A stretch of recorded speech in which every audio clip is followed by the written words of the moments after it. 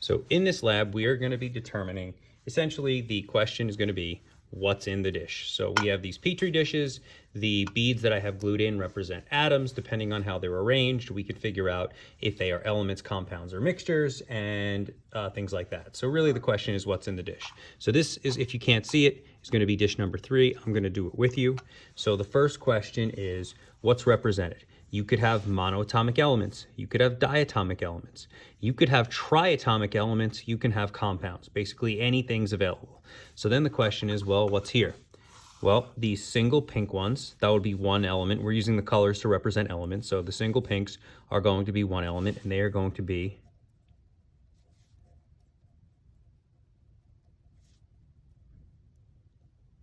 a monoatomic element.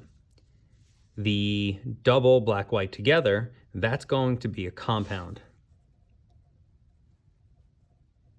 Anytime you have two different colors touching, you're dealing with a compound. And then that's it. That's all that's in this dish. Now, atoms, molecules, or both. In this case, both. The compound is the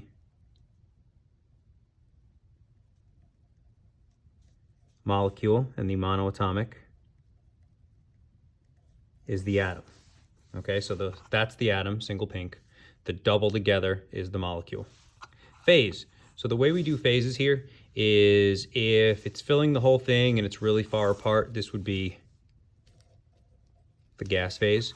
If it was only filling like half the container, like this half down, then we would call it liquid. And if it was repeating geometric pattern, then it would be a solid. And then mixture or pure substance, and this is mixture because there's more than one answer here. If everything in the jar was these single pinks, then it would be pure. If everything in the Petri dish was black-white combinations, so just like that, just nothing but that in the dish, it would also be pure. Mix them together, mixture, hence the name. So you're gonna do that for all the dishes. I have photos attached, so that shouldn't be too big a deal. And then the last part is going to be when you get to here. So here we have dishes. These are for these baby food jars that I have here. Now this one is Raisin Bran. It's number 20. If you notice, it doesn't line up. I have to relabel these eventually.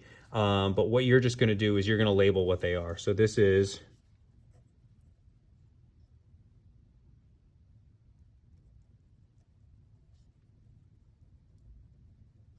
Raisin Bran cereal. And now your question is it a mixture or pure substance? Clearly it is a mixture. And then the next question is it hetero or homogeneous? Just to review, homogeneous, it would be completely uniform, so everything would look the same. If it were just flakes, then we would call it homogeneous. If it were just raisins, homogeneous. Mixture of the two, I can see the two different things.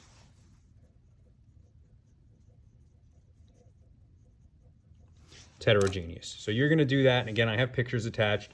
Don't worry about the number. I will eventually at some point have to relabel these, but I haven't had a chance to. So just write them in and then do that. And then there's some questions here that are pretty easy. And then these are going to be some definitions, also pretty easy. And that should be it for this lab.